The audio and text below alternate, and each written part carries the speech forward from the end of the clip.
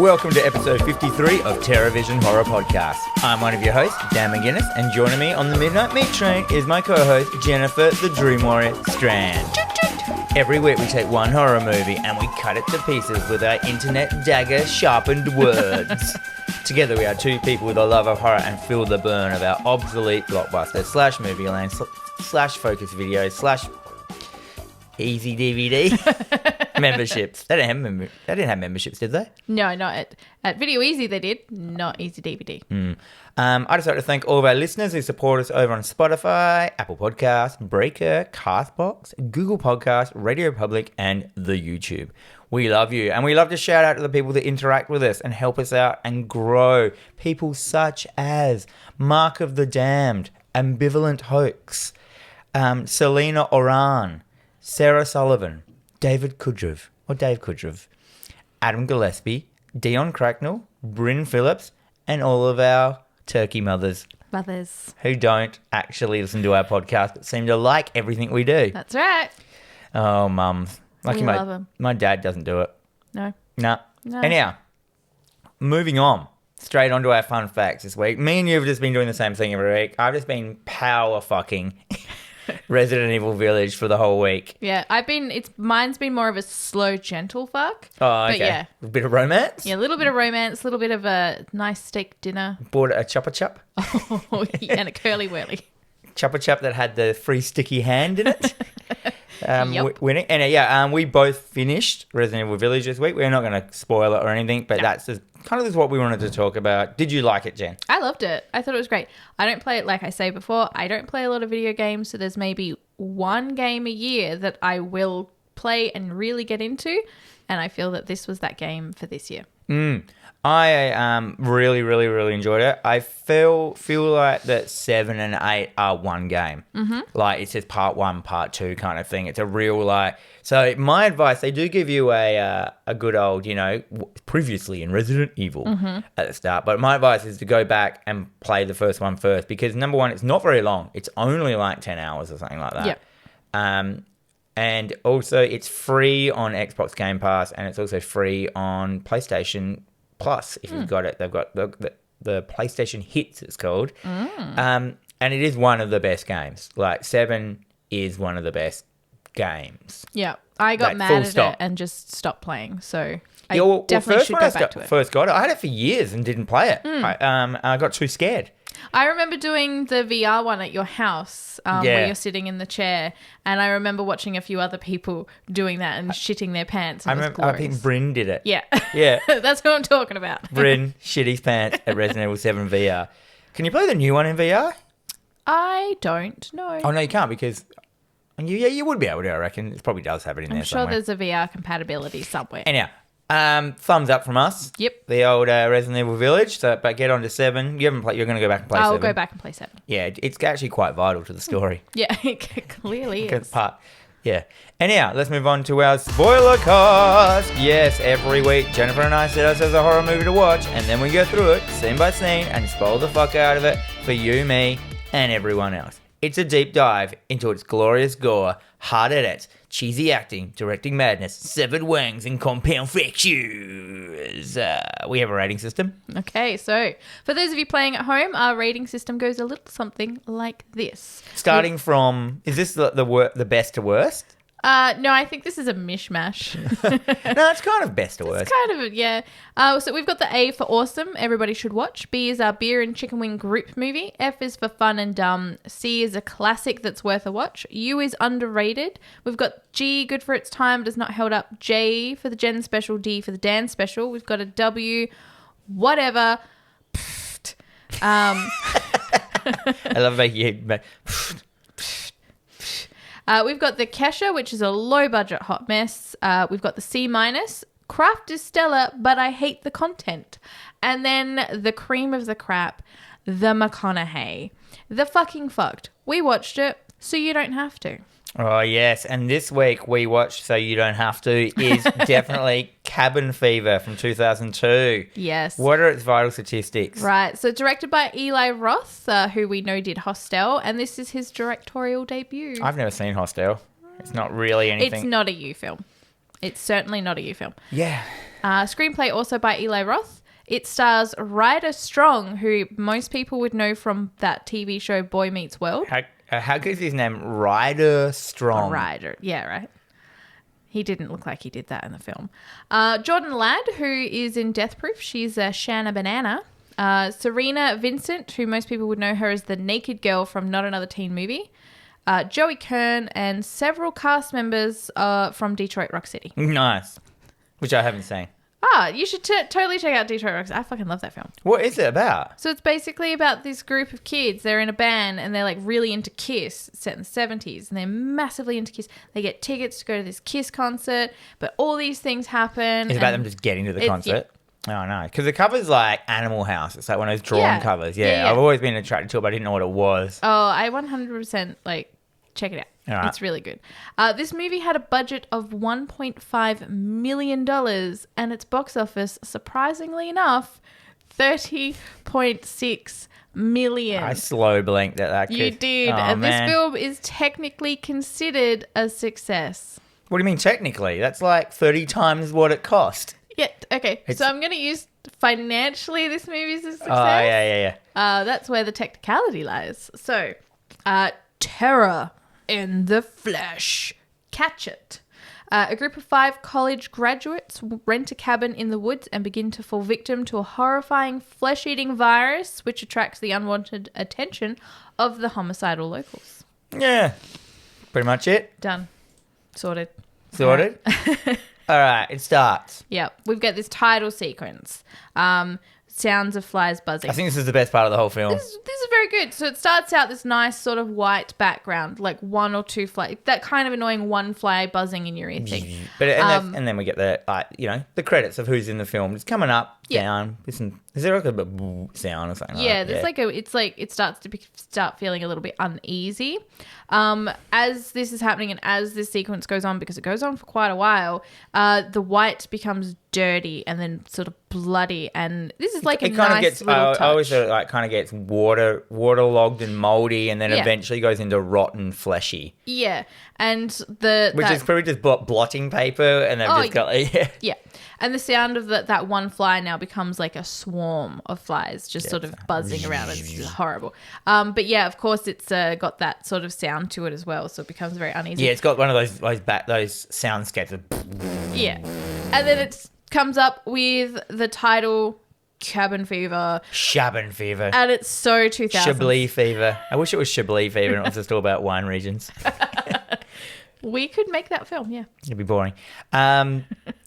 We open up to shots of wilderness, you know. What's part of America? Sunrise, trees, nature. Yeah, kind of pine nature, that kind of a forest. It kind of looks like Canada. Yeah. Yeah, if you get that kind of vibe, like, not rural, was it? Yeah, outback Canada or whatever, with the big pines and stuff like that. Very pretty. Kind of place that a whole bunch of teens would go to a cabin in. For a weekend. Yeah, exactly. We see a person walking. Yep. They're a bit dishevelled. They look like a bit of a... I named this character the Trapper. Because instantly he's carrying a dead rabbit, so he looks like, he's a dude who's like trapping animals and like for some fucking reason. Yep. So he's Trapper from then on in the whole thing. Yeah, that's fine. So he walks past a dog which is... Asleep. Which is clearly dead. It is very clearly dead. And they didn't even try and make it look like it was asleep. Like to do like a... ooh. Because he walked past me and went, oh man, he's killing dogs. Yeah. Did you think that straight away? I kind of thought, his dog's dead. No, I thought because he's holding a dead rabbit. And then it walks up and he goes past a dead dog. And I went, oh man, he kills dogs as well? He's got no morals in who he kills. No one kills dogs. But no, he's like, hey boy. Yeah, so he tries to entice it with the rabbit, but the dog does not move. Because it's dead. And it takes him far too long to realise that his dog is dead. Yeah, he's like, hey, buddy, hey. Yeah, because dogs just sit up straight away. Dog. No. Anyhow, he lifts the front leg of the dog up, and the dog splits open, as in it's like kind of just soft and mushy on the inside, and it spurts a big old geyser of blood, dog blood. Yeah. Because everyone knows dog blood is the most potent of all the bloods. Yes. Into his face. And that was good. Yeah. And I thought, yeah, cool, whatever. It's a nice opening. Don't give a shit. We cut to Woo Girl hanging out the side of her best Woo! friend's ride. Woo! No more fucking finals. What was that? No more finals. Yeah, she's like, no more fucking finals. Did she say that? She did say that. So yeah, we got a jeep full of teens. Yeah. Of the main characters, the cannon fodder. Some college kids. We have, so I've written here, we have 2 couples and a single guy. From now on, I've just called that guy Single Guy. Sure. I have a whole bunch of names for all of these people. Yep. I haven't called anyone by their real name because it doesn't fucking matter. I have some names and... You will be adopting mine. Yeah. That is fine. Anyway, the fucking... The brains trust comes to like a rural like I wrote gas station here, but it's more like a general store. Yeah. They drive up and it's getting what was that one we watched where they accidentally killed the kid of the general store? Oh, Pumpkinhead. Yep. It reminded me heaps of Pumpkinhead when There is a lot of, this was from this film and this but was not from this enough film. of a reference. Like, so they rock up to this rural kind of fucking general store. There's a little blonde, which I found out later, boy. I thought it was a girl. It is a boy. He's in a wig? No. I think that's his real hair. So he's got very long blonde hair. But with a Prince Valiant haircut. But it's like he's got a fringe. Yeah, like a Prince bowl Valiant. cut fringe. Yeah, like Prince Valiant bangs. Yeah, and he's just hanging out the front. He's sitting on one of those like love seats, Yeah, like, yeah. under the porch, like, you know, sitting there. He's just minding his own freaking business, just sitting there and And then single guy. yep, who is Ryder Strong, but yep, single guy. Is that Ryder Strong? That's Ryder Strong. So I just referred to him as Ryder throughout the film. Oh, I call him single guy because Yeah. he's the only one that's not in a couple. And if we're going to quickly explain him. He is the fuckhead in the group, kind of. He's the guy that's like, you know, he doesn't. What's a good example of who's he like? My example's not very pleasant. Oh, go. He's the nice guy, and I say that with quotation marks, but he's that guy that kind of finds the girl passed out and date rapes her, and then they're like, oh, but he was such a promising guy. Yeah, he's supposed to be like the comedy character. He just says like what's on his mind, and he's irresponsible, and like he's the life of the party. He's the guy that smashes a can on his head. I think you are thinking of the wrong guy. Wait, which one is it? We're talking about Ryder, so he's the one that sits next to the kid. Oh, wait up. So you're thinking, so it's not single guy. No, you're thinking about Bert. Bert with the green hat. Yeah. He's single. Oh, that's not him. Yeah, no. Fucking hell! What a terrible podcast straight away. I got my characters So mixed. no, Ryder. He's the guy that's pining over the blonde girl. Oh, I called him Drink of Water. Yeah. Okay. So Drink of Water. He's like the most boring cunt in the world. He really is. So yeah, Drink of Water sits down, and this little kid jumps up. Like he doesn't look at him, and the little kid, which is I will use his name. His name is Dennis. His name is Dennis. He yes. bites him. He bites him on the hand. Yeah, and it's so weird because the guy just sits down next to this kid, and he's like, "Put it there, sport." And he's like, Yeah, I know. It "Oh, was what's like the really. matter? Cat got you tongue?" I would have fucking bitten the guy too. Yeah, like just some dude comes up and starts talking to your kid. That's right. Don't talk to strange children. Anyhow, the guy, the kid's dad comes out. He's like, he owns the general store with his father. I think it is. He comes out. He's like, "God damn it, Dennis! No, let him go." And he's like pulling his hair back like he's a dog so that he'd let go. And he's like, got a bat. No one sits next to Dennis. Yeah, he's like, everybody knows not to sit next to Dennis. Mongrel will give you tetanus. He goes, maybe you should have a sign or something up. Make a sign. Anyhow, that scene is there, and for no fucking reason. So Ryder goes off round back. I think that scene was to instill that they're yokel crazies, but to me it was just out of place. Because the kid didn't look dirty. He didn't look like the yokel kids in Pumpkinhead. Remember how yokel they looked? Yeah, they were very yokel. But I don't feel that these people are like this homicidal rednecks that they've made out to be in the synopsis. They look like normal people dressed up. Yeah, so they live in a small... Just because you live in a small town, and I say that as I refer to them as rednecks throughout the whole film, just because you live in a small town doesn't make you rednecks. Yeah, it's true. Or homicidal. Yeah, this film was already reeking like trying too fucking hard to me, like, and not putting in the work to like, to create these like this redneck town. They've just dressed up a couple of normal people into what they think would be a redneck vibe, and then just done a couple of like, "Yo, what are you doing?" lines, and it's just like. But the shop is like beautifully, maintained and shit, and it's an adorable looking general store. It is. So it's a general store, antique store, and you can get your country hams from there. They were all the signs that were Yeah, on they the... were all like really Yeah. civilized, nice retirement vibe things. And I'm like, that didn't scream crazy. Crazy is like the cobwebs and the dusty dude. I thought that was going to be the Doomsayer scene where they're going to go, don't go up to the cabin. Well, that's what you think it is going to be, and it's not. Yeah, maybe. So Ryder goes round back to rinse his hand off while... Drink of water, yeah. Yep. While we are in this lovely general store.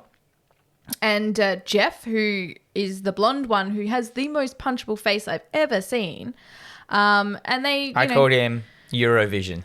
Yeah, that's fair. He looks like a Sven. He looks like a European, Eurovision contestant. He's blonde, tall, chiseled, full of himself. But if you look at him now, he's got no hair. Oh, really? He's like, that hairline just went all the way back. Yeah. So he starts like obnoxiously sort of making comments to the owner of this guy about lawsuits. We should also mention that like while Drink of Water goes down to wash his hands in the creek, just 2 random dogs come out of nowhere for no reason. Yeah, some adorable dogs come around for pats, and I'm like, maybe that's pancakes. That would be the best day of the week for me. Just yeah, but like there's no relevance to it. It never ever comes up again. No.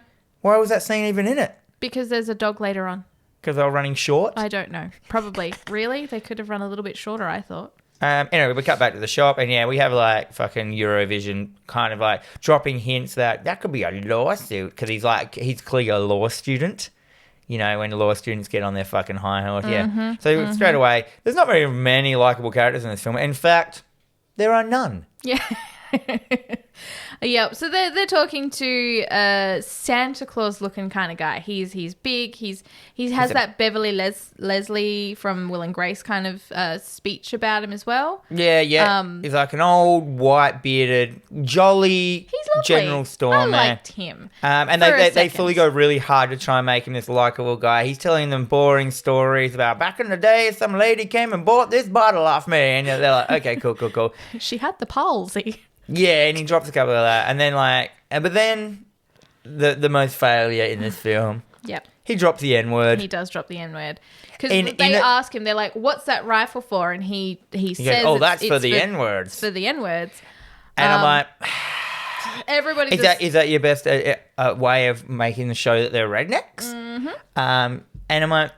And I was like, okay, I get it. I mean, DiCaprio said it in Django Unchained because it was part of the character. Mm-hmm. But then fucking Eurovision goes out and then he drops it in the way of saying, did he just say, and he says it. And I'm like, but you've just said it now and you're the whitest white kid. Oh, yeah, he's so white, he's almost clear.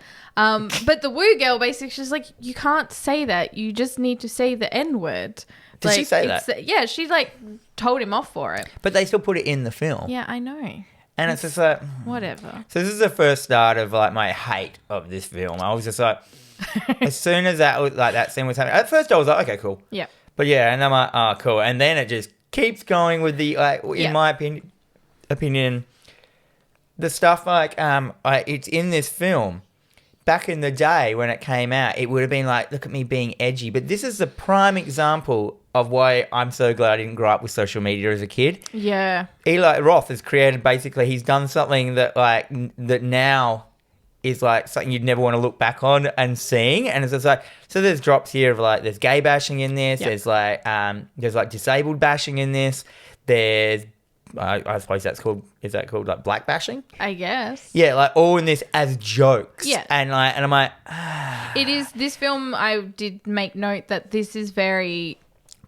how far we have come in 20 years. Yeah, and here's just him trying to break out of look, we can be edgy in that and we can make fun of this stuff, but we quickly learned... It was only a very small window when they did this. It happened in Idle Hands, there's a bit of it, which is so... Because even then, that kind of stuff was just... I mean, the N-word, definitely still not okay. But back then, this is 2002, it was still okay to call someone, gay or... Yeah, and that was kind of funny. It's look, we're accepting it by using the word. Yeah, it's oh, you're so gay. Yeah, that kind of thing. And I'm like, and it just screams me. It grates me. It's the words is pulling my knuckles over a cheese grater when I hear it. It's and it's just so unnecessary. Mm-hmm. And it's just don't get me wrong. As a kid, as a teenager boy, I used to employ all that kind of talking, and I look, we understand. all But that's did. what I'm saying. This is having to look back at your Yeah. old your old profile of the posts you were doing as Yeah. a kid when you thought you knew everything, Well, that's right. and that's what because this film is. You look back on it and you're kind of reminded of, well, that's how we used to talk and interact with each other, and it's really wasn't okay. But look, we've learnt from that. We're slightly better people. Anyhow, single guy, backwards hat. The guy I was explaining before. Bert, yes. Bert, single guy, backwards hat, cool guy at the party, misogynistic, but he's supposed to be funny because he's misogynistic. You know that guy? He's going to beat his wife. One day, Yeah. when he coerces her into a relationship, Yeah, well, when he impregnates her and forcibly marries her. Yep. impregnates her through rape. Yep. Anyhow, poor guy. The guy comes. Dennis's dad comes out and says, "What does he say?" He's like, "Stop right there." Any reason why you felt you had to steal that Snickers? Yeah, and so And they're just looking at him. He pulls out a Snickers bar from his pocket and he's like, yeah, sorry about that. yeah, so Why? Why is this in there? Why is this necessary to this film? it's to show that he's wacky and steals from poor people. Sure. Right. So they all pile back in the truck and they are off on the beaten track. They're off. They've got all their supplies. Yeah. They bought they spent a couple of $100 week's- there. Yeah. Well, no, they spent $56 even. I thought it said. Yeah. 56 even, thanks. Oh. Yep. Yeah, they load in, they drive off. Yeah. So they're off the beaten track. They're kind of driving through this like weird field. They're kind of lost, but also kind of not really. We've got voiceovers like they put in afterwards of It's them like, just chatting. like you're meant to like check the maps. Like this is a map for Cincinnati. Yeah. Okay. And they're like, let's not go this way. We'll go this way. Anyway, they eventually- arrive at the cabin. And I'm going to say this is a beautiful looking cabin. This is a perfect horror movie cabin. Yeah. And I think one of the reasons I didn't like this film the first time around is they had this basically the Evil Dead cabin. Yeah. This amazing It's the cabin. Evil Dead cabin in the woods. Yeah, but like kind of it's deal. never, ever, ever used in the film as a horror cabin. It's not even in it. It's no point. The whole fucking cover of the film's got the cabin on it. It's called Cabin Fever. It's got nothing to do with the cabin, and I think that's why I was like so great about my. It should be Toolshed Fever. It should just be called like watch people get sick and then nothing happens when they die. It should just be called like let's visit a burn ward. Let's visit. You know what I mean? Like there's nothing horror about this. There's Yeah. nothing supernatural in this whole film. No. You So know. they unload all their crap into the cabin and they start. Fucking cunts. Jeff immediately pulls Woo Girl into the room and just starts like jumping her.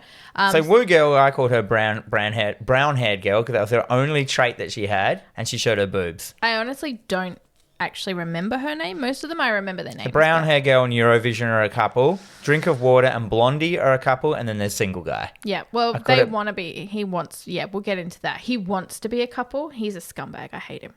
Anyway, young Ryder bursts in on them, pretty much almost about to go at it, and he's like, "Oh, we're just going for a swim." And he's like, "Yeah, you have fun with that because why would you go for a swim when you could be having sex?"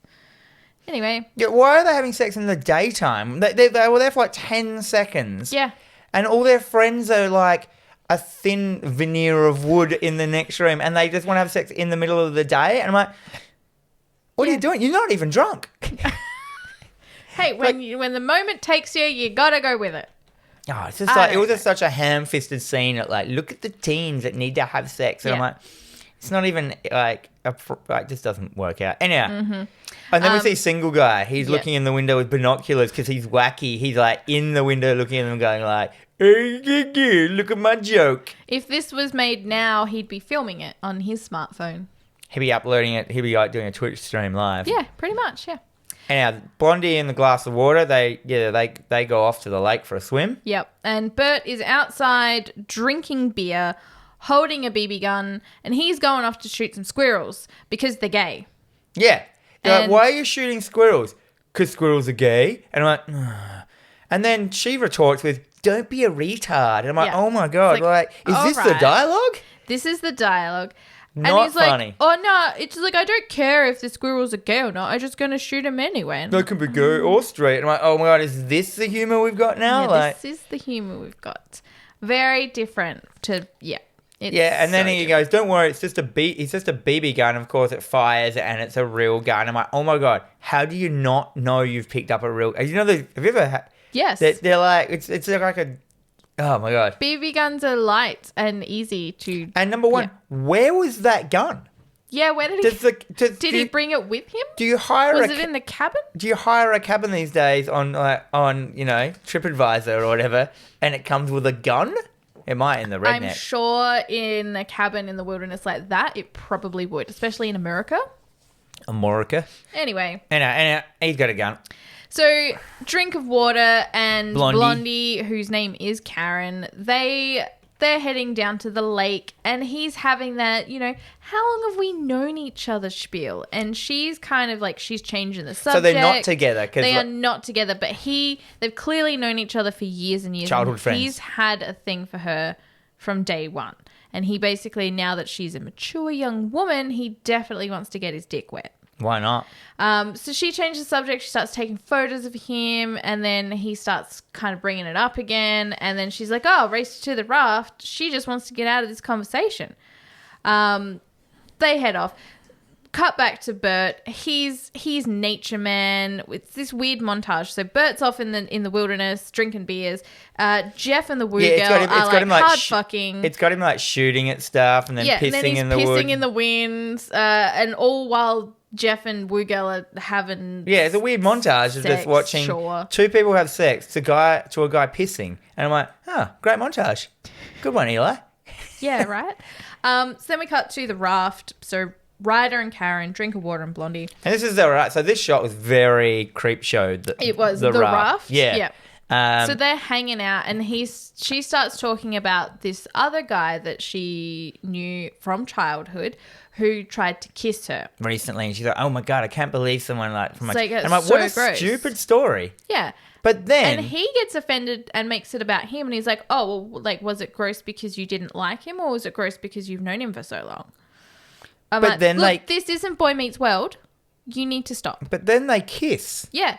But she just did the thing she said that she didn't like. Yeah. So she kisses him. I wrote, they flirt. It's boring. They kiss. It's boring. That's what I wrote in my notes. And then, So she goes from a story about how this guy cracked onto her and it's really unattractive and then to straight away flirting with him. And I'm like, great writing, Eli. Yeah. So she rolls into the lake, and he kind of stands up and he's like, what are you doing? I thought we were kissing. He goes, so is this like a date? And she's like, don't be gay. Yeah. And I'm like, oh my God. And I'm like, he's not gay. He's insufferable. I want to punch him in the dick. But another gay comment? Come on. Yeah, stop doing that. So we cut back to Bert. He's a few beers in by now, and he's decided that he's going to make a fire. There is a giant fire pit, like a actual fire pit. Yeah, it's like one of those metal ringed fire pits. However, he makes the fire outside and fully around the fire pit. It's a ring of fire. It is a ring of fire, and then just leaves it unattended. Yeah, so this is kind of just to show that he's irresponsible. Yeah, that he's just a bored. big dickhole. He's just a big baby. Yeah, pretty much. Anyway, he shoots at an animal. Yeah, so he thinks that the squirrel's back, and he starts shooting at it. But unfortunately, it yelps like a man. It does. A man pops up, and it is the trapper from the very beginning. And he's all fucked up. He's like red-eyed. He looks like, He's not quite rotted, but he's definitely he's like, I'm sick. I need help. He's starting to look messed up. Yeah. He's like, look, just stay there, man. Don't come any closer. Like, don't come near me. Don't make me shoot you. And then the guy, obviously, he's more panicked. He's like, I'm sick. I need help. I need you to get me to a doctor. And Bert just shoots him. Just shoots him. And he falls into a hole. Yeah. He's all kind of an erosion. Into a ditch, maybe. An erosion. Yeah, an erosion.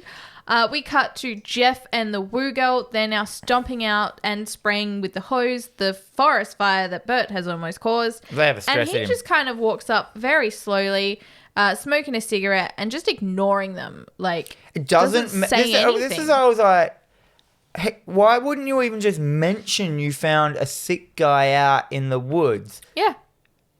He does not say a damn thing. And I think, he just moves. And I wrote, was this scene shot before they did the other scene and they didn't realize that he was gonna meet that guy? Yeah, maybe. I don't know. I don't. It was just so badly done that I was just like, I think they were trying to instill that he's keeping a secret. But I'm like, why would you? Yeah. Like, there's a guy just there. That's the kind of guy that he is. He'd just shoot a guy and just leave him. But he's the kind of guy that would, accidentally kill a hooker and not tell anyone. But it just doesn't make sense. It doesn't. Anyway, cut to nighttime. They're roasting marshmallows, sitting around the fire. Come on, drink of water. Tell us the story. So he starts telling... What was this scene? Why was this in it? He starts telling a story about his local childhood bowling alley. A disgruntled bowling employee. Yeah, he breaks in, holds everyone at gunpoint, ties them into chairs. And this cuts away to the actual story. It shows it happening. And I'm like, yeah, all right. Yeah. And he's like, he puts them all in a circle so everyone can see everyone. And then he starts smashing the backs of their heads in with hammers.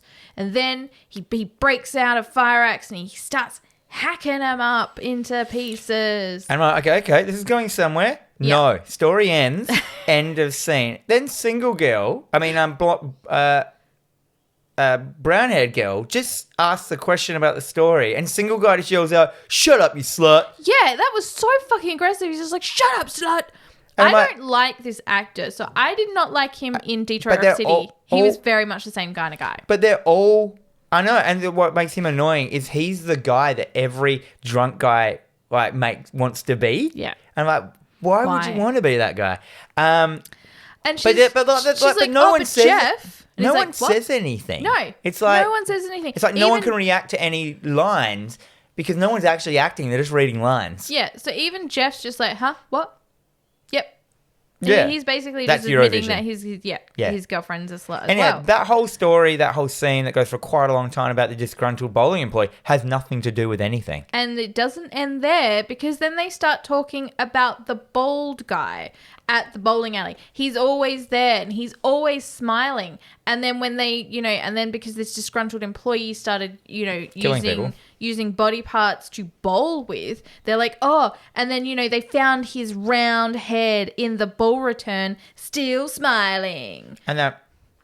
And? Yep.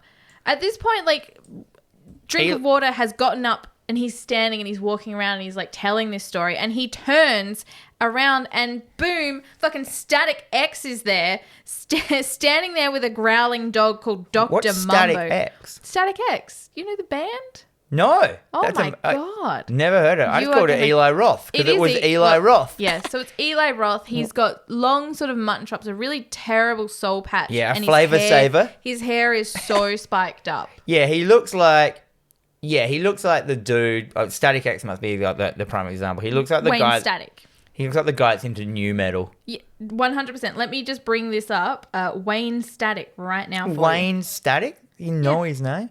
He looks like the kind of guy who's too into Offspring. But later Offspring, not early Offspring. Wayne Static. Boom. Oh, wow. That is him. Yeah, that was 100%. The best thing about Wayne Static is he's clearly got a receding hairline. Yes. He's unfortunately has passed away a few years ago. Of what? Yeah, I don't remember. Of hairline? Probably. Eli Roth is in the film. Yeah. So, number one. Twice, because he was the bald man from the bowling alley. Oh, was it? Yes, he was. Yeah. Yeah, right. So he's got his dog, he's like, this is my dog, Dr. Mambo. And he's very yo, my dog, He's Dr. a weed dude. He's the weed character. He's the stoner. He's basically a real watered, pissed down version of the guy from Idle Hands.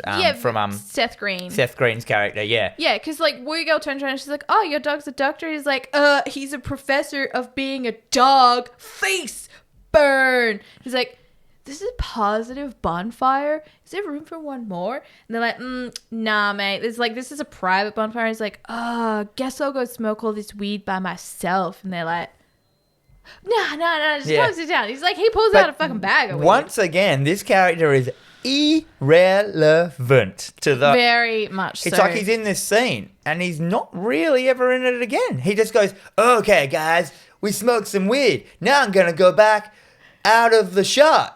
And that's the end. He's out of it. And I'm like, okay, so this whole campfire scene could have been stripped from the whole film. Yep. Wouldn't have changed anything. No. So, yeah, they're sitting around there smoking some weed and they're talking about drinking beers. And he's like, I could drink beers. So they set the challenge that you can only drink beers. No, but it's only Eurovision and Single Guy. Yeah. They're like, yeah, we're going to drink beers the whole time. And then, of course, like, so the bet's on, but there is a storm rolling in. And that's when Static X decides, well, he's just going to go back to his camp because he's got like $4,000 worth of stuff at his campsite, which why would you fucking... Anyway. Anyhow. So, yeah. So they're all... Exit's character Yeah. never again comes into the film. So they're all hanging out in the cabin now. It's stormy, it's raining, and they're having this stoned, deep and meaningful about masturbation. It was... In which single guy... I just wrote single guy tells wanking story, the end. Yeah, he does. About his dog licking his balls and... Yeah, and this is more of that just bullshit Sure. fucking, like, this is what I don't know. It just grates me, motherfucker. That is fair. There is a knock at the door and they're like, oh, dude, Stone Guy's back. And it's like... And he's bought more weed. Yay! They go to answer the door, but it's not Static X. It is... Sick Trapper. Sick Trapper. And he... That's a wicked name. He's sicker now. He's... Sicker Trapper. He is Sicker Trapper. So he is looking all kinds of fucked up. Bert notices him and he's trying to kind of hide and shield himself away. Yeah, Bert's like, oh, fuck, the guy I shot and left for dead. He's still alive. But you know what's funny about this scene? So Eurovision's at the door talking to Sick Trapper. Bert's there, standing directly behind him, trying to hide his face. Why didn't he just walk off? Yeah, you could have there's just a whole left. house. Yeah. Like, why didn't you didn't have to stay in shot. Well, he had to stay there because the burnt-faced trapper man notices Bert and he goes to say something, but Bert just slams the door in his face. They look at the window and he's now in their car. Trapper He has started the car because did they leave the keys in the car? I would have left my... That's fair enough. If I'm in the middle of fucking nowhere, I just leave my keys in my car. But I don't recently because I have central locking now that has decided that it's haywire. It just starts to lock whenever it wants. Yeah, probably don't do that. Yeah. So he's in the car. He's fumbling around in the car. He started it and they get the gun. They run out. They got clubs. They got clubs. They got the fire poker, a baseball bat. Jeff's trying to poke him with the fire poker. Because this is a Jeep. It's like, get out of my car. It's like an open back Jeep. Yeah. So he can't be in there. He's hitting him from the back of the Jeep. All right, yeah, and he just immediately starts coughing up blood. I would call that all over the projectile car. vomiting blood inside the car. Yeah.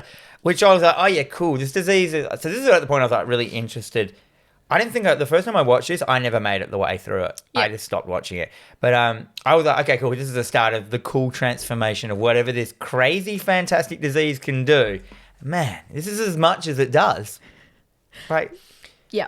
Anyhow. So they get him out of the car. The car's all kinds of fucked up at this point. Well, first they're also smashing the car up to get him out. Why would you smash the car up to get him to get out of the car? Also, single guy shoots the car. Yes. For some reason. Anyway, Sick Trapper Man, he gets out of the car and he's heading towards the girls who are kind of So he's like zombie walking, It's like, I'm sick, I need help. They spray him in the face with some shark repellent bat spray or something. And as the girls have flammable spray, and then of course Drink of Water comes up with his fire stick because all animals are scared of a fire stick, especially humans. And he accidentally sets Trapper on fire. Yeah. And Trapper just goes, wah!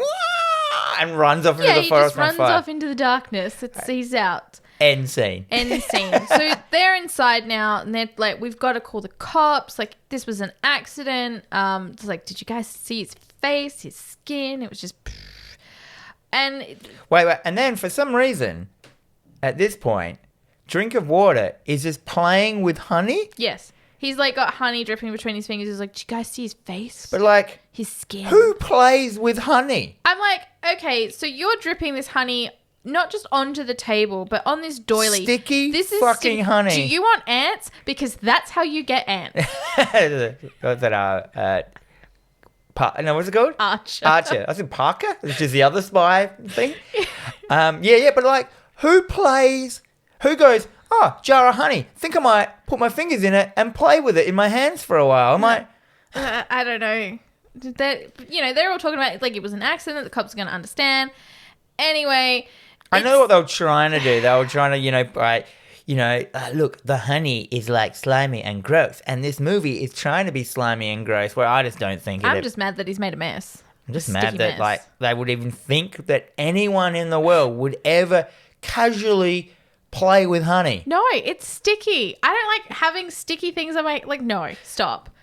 Anyway, Fucking idiots. Everyone's retired to their separate quarters, and Jeff's he's just put on a face mask and gone straight to sleep. The best part as well is they kind of wish death upon the trapper guy for making them feel awkward. Yeah, a little bit. They're kind of like, oh, poor babies. Like they're just like, and I'm like, who am I supposed to be rooting for in this film? The trapper? Yes. Dennis. I don't know. Jeff's asleep. Both Ryder and the Woo girl are sort of sitting up, looking out the window. They're having flashbacks of what's just happened. Yeah, it's like a shot. Bert's sitting there sleeping in the chair holding the gun because of course it cuts to every character and gives them a flashback of what has made their weekend derailed slightly. Killing a man will do that to you. But that's not even part of it. It's just he's ruined out. He's just really upset because he couldn't shoot a squirrel.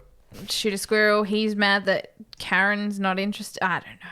Yeah, it's just just a nanny fit by a bunch of fucking spoiled fuck faces.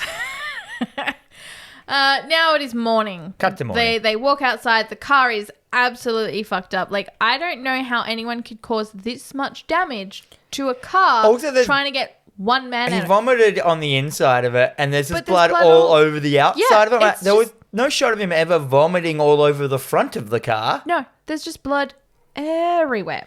Everywhere. And, so Jeff and... they start to argue. Yeah. Eurovision and Single Guy are pretty much ready to go off and find help. They're going to go find a mechanic. And they start arguing, and they're like, okay, you have to drink water. You need to stay here with the girls, and you need to clean the car. And he's like, why me? He's like, because you're a pussy. Yeah, am I right at this point, are any of them friends? Like, what's with all these people who clearly hate each other? Why would they go away with each other? Well, I think, with the Single Guy, he's pretty much probably, good friends with Jeff. And then Ryder's just kind of there because he's into this girl. And I don't know. There's always one person in the group that kind of doesn't like someone, and they always have, Well, then brown-haired girl, while they're arguing, comes out, or the girl known as Slut, formerly known as Slut. Woo girl.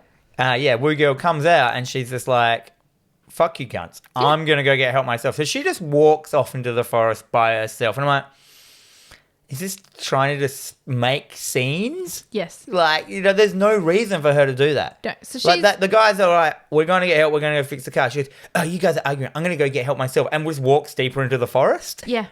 But... Everyone keeps walking out in this film and just ends up back at the cabin. Yeah. That's something that I will get to in a minute when they get there. Anyway, we get this shot of where the trapper actually is, and he is dead in the river. In the reservoir. And of course we see pipes leading out of the water and then leading up to the cabin where Karen, blonde girl, fills up a glass of water. She's in her room. She's packing a bag. She's all upset. Drink of water comes in. They hug. Drink of water comes in with a drink of water? He does. He gives her some water to drink, and I'm like, she's just like, I just want to go home. And I'm like, I wrote my notes, she's infected. I feel that her death, she is the least annoying character out of them. So, she probably would be the least annoying character. She's not... She doesn't, she didn't get angry because someone's ruining it. Yeah, she is the most annoying character, but she's also the most boring character and also the most boring death in this whole film. Because they didn't give her anything else. This film doesn't give anyone anything. There's too many people in this film. Anyway. And there's 5. Eurovision and Single Guy rock up to a farm. And, of course, they're walking up and we see... It's daytime. Yeah, it is daytime. We see these pigs hanging. This is another weird scene that was pretty irrelevant. Look, it had a little bit of relevance. It is and it isn't. So, of course... This is one that's kind of trying to... Is this a story of where it came from? Possibly. Anyway, this farmer Farmer lady. Guts a pig. It's hanging up, which is what farmers do. Yeah, you groin to sternum and everything. And she starts losing her shit. And she sees them... she starts punching the pig going, fuck, it's all fucking ruined. Pigs are sick. And... she's just like, you see this shit? This just ain't right. These because there's no blood. Sick. There's no blood in the pigs. It's just all yellow inside of them. Yeah. So clearly, she's like, there is something out there infecting these pigs. I need a new hog. Whatever. And they're basically like, we need a mechanic.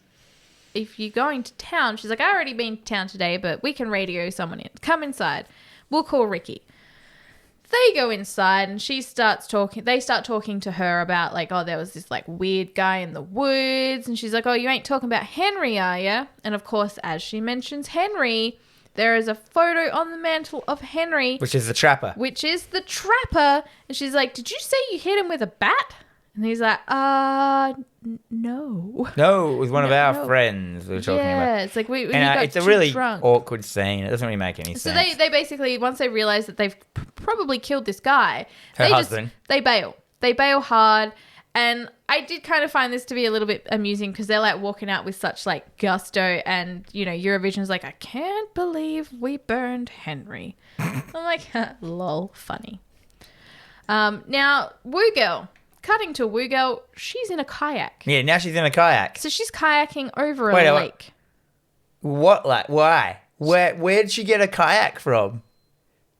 Yes. So she's kayaking across the lake. She hits the shore. She gets out of the kayak and she comes across a radio and a deck chair. She keeps walking and it becomes this very slow motion arse shot leading up to the house, which is a very Texas And Chainsaw she just keeps Massacre. yelling out, hello. Hello? Very Hello? Texas Chainsaw Massacre. She basically just walks into the house. No, she's suddenly now on a farm.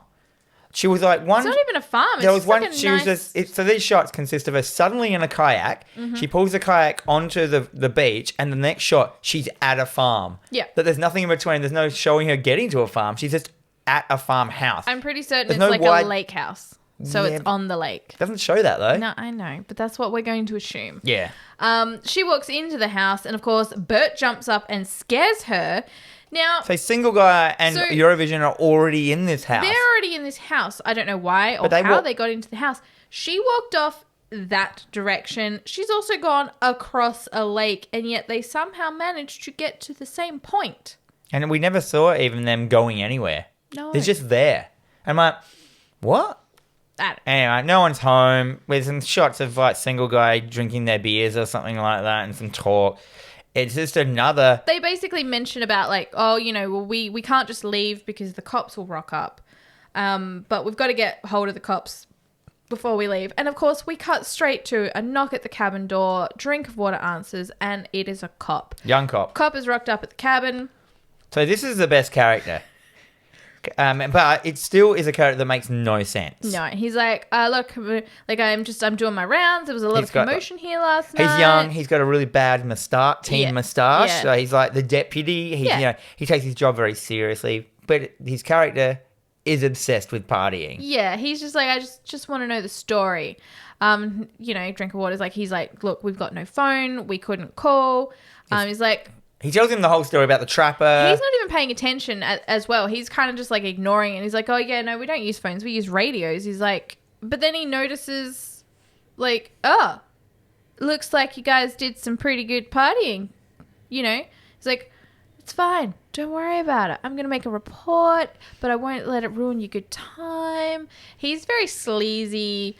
He's just like, obsessed with partying and he just he wants to be is. invited to the party. Yeah, pretty much. But he just keeps on mentioning partying. And they're like, I thought oh, that was- look, wait, you know, my friend's inside. We got to pack up. We got to go. And he sees how cute she is. And he's like, oh, you got to stay and party. It's a party town. He's like, you guys, your top priority. and Like, shows up some whack story You're about a him going to party other man. party. He goes, I go to Yeah. other towns. They don't know I'm a deputy, so they don't give me attention. But here, like, you know, it's party town, Yeah. party town, party town. And I'm like, okay, this is kind of funny.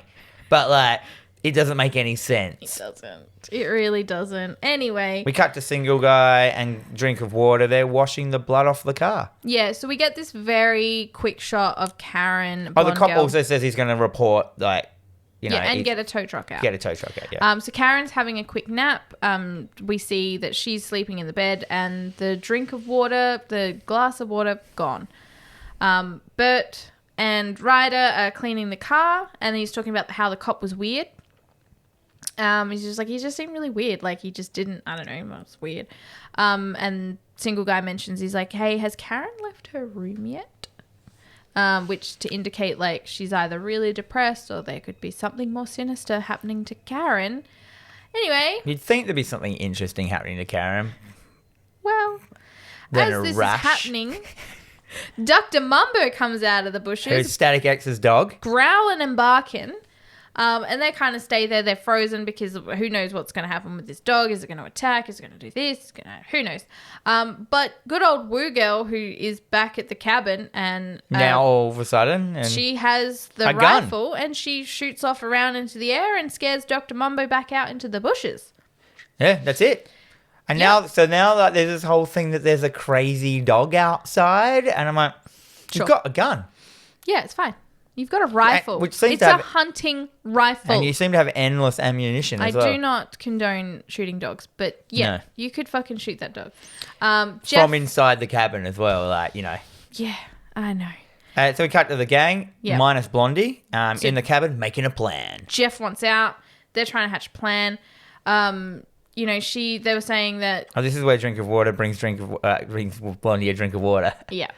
So Karen's not feeling too well. Too girl. She's not feeling too well. She's just feeling a bit gross. She's feeling nauseous. She decides to go back to bed. Woo Girl heads off to have a bath after she's finished drinking her cup of tea, which is clearly full of water. Uh-oh. Yeah, anyway. Young drink of water heads... If it's in the reservoir, why aren't there other people getting it? Well, we'll get to that. We'll get there. We're getting there. So drink of water heads into Karen's room. He gives her another glass of water and goes to leave. And she's like, oh, just stay with me. She asks him to snuggle, basically. So they have a snug. So he big spoons her. Yeah, you know, everyone likes a big spoon. We cut to outside. Jeff shoots off the gun to scare the dog while Bert keeps working on the car. Yeah, They had this brief conversation. He's like, just shoot it, man. He's like, I can't see it from here. With the scope that you've got on the rifle, he can't see it. He's like, if it gets any closer, I can shoot it.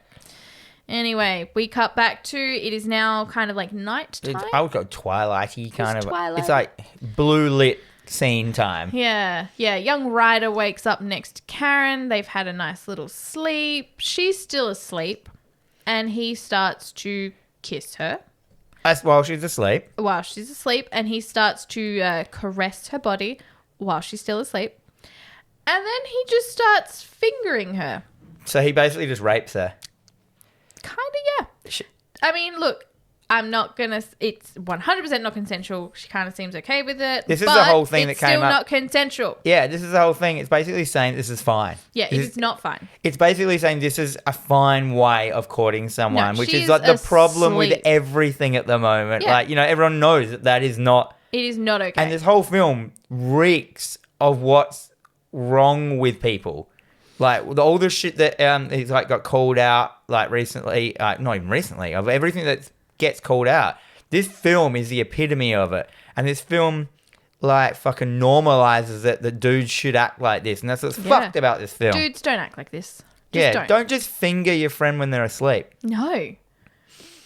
You need to ask permission. She needs to be fully awake. But it's okay because she's enjoying it. No, it's not. No, that's what's happening in the film, though. Well, that's right. Because she's still asleep. Like, she could be thinking that she could be in a dream and not realizing this is happening. Anyway, he decides to stop of his own volition. I don't know why. I think she came. I don't think so. Well, he probably thinks she did. Yeah, I know. Anyway, his fingers are covered in blood.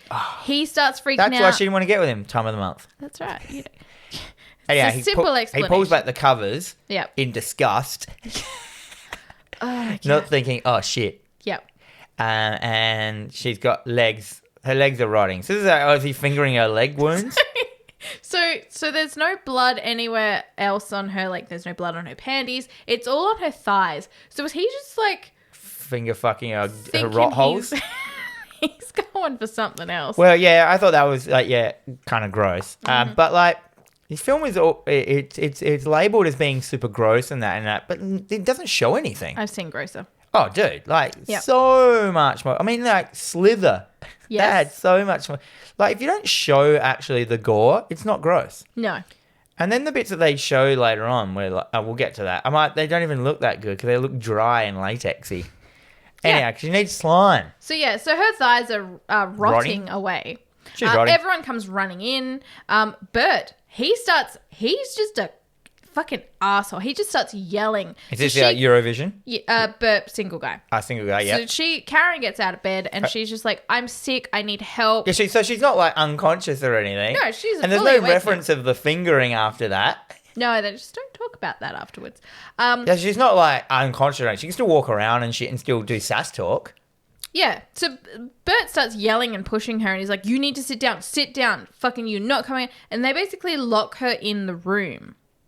And this is terrible because she's like there and she's obviously not well. She's panicking. All this stuff's happened. The last thing you want is to be left alone and have some dickhead yelling at you and now controlling you. And then there's a scene, like a little montage of everyone checking their body for welts and stuff just to see if they're okay. And that brings us into nighttime. So now we're into nighttime.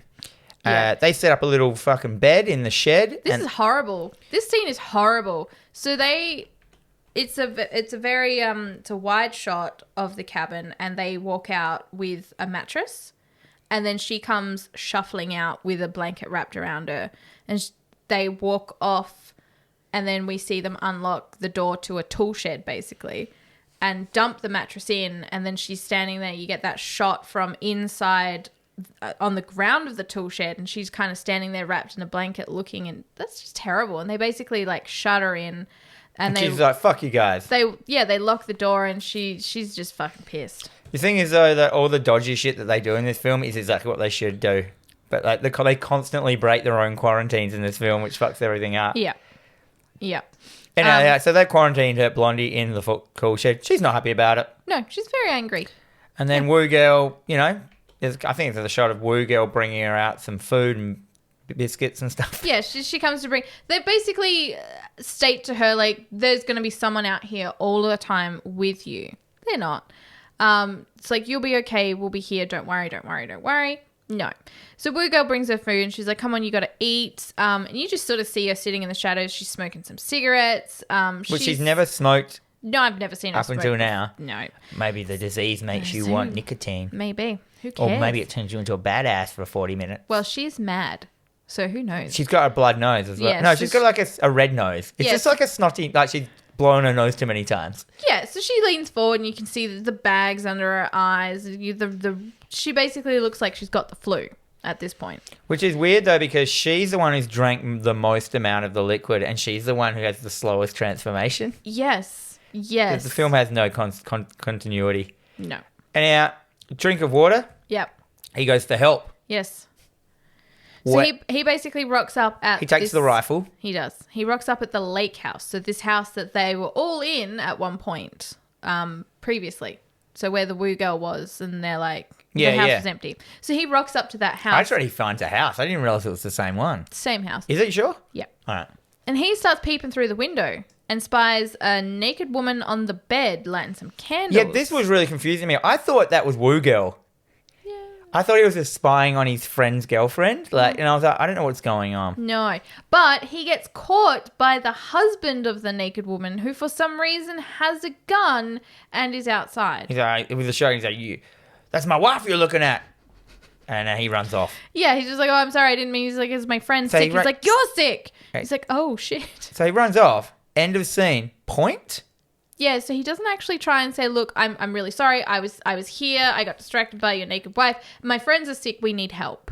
No, yeah, but like there's no point to this scene. No.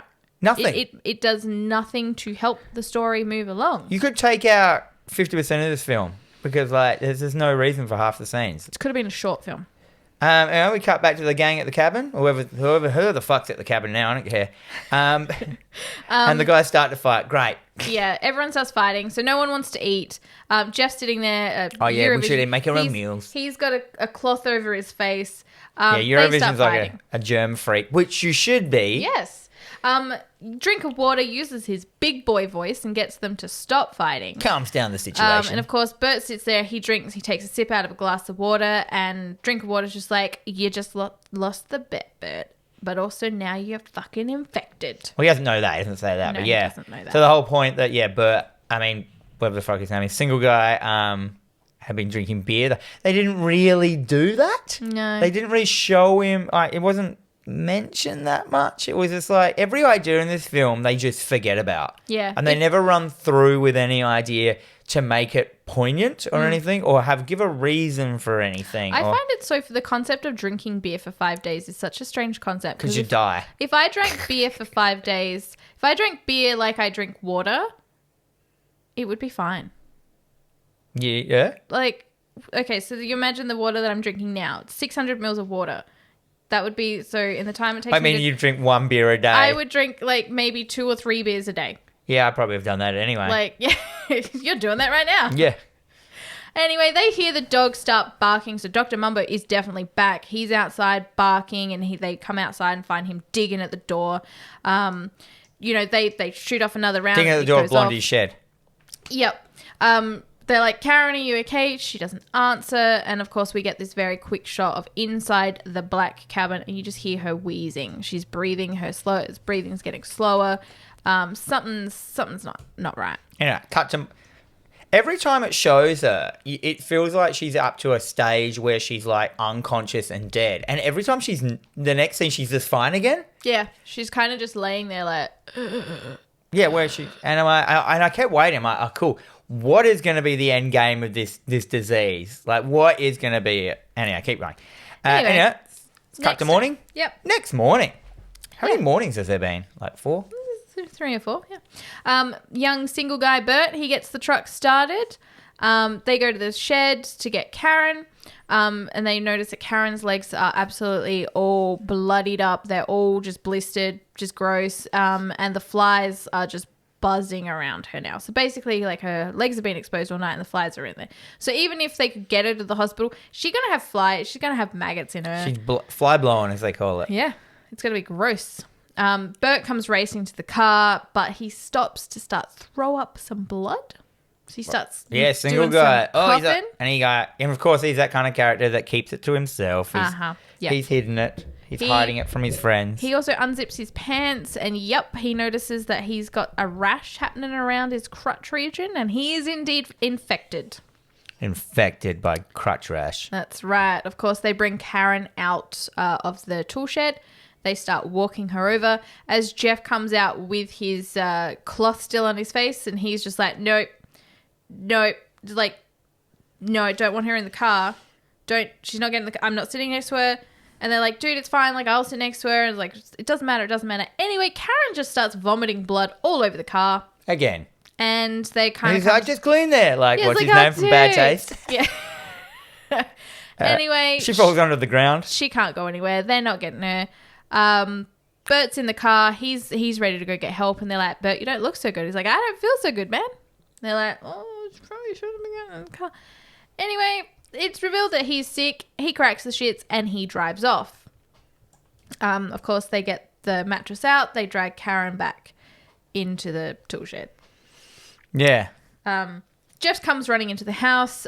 He opens the fridge. He grabs a bunch of beer, some other supplies, and he basically just bails on the group. They're like, what are you doing? He's like, I'm not staying here with you motherfuckers. I'm basically going out on my own. I'm not going to die here. Yeah, so Eurovision just bails. He does. He bails hard. But it doesn't matter because everyone ends back at the cabin.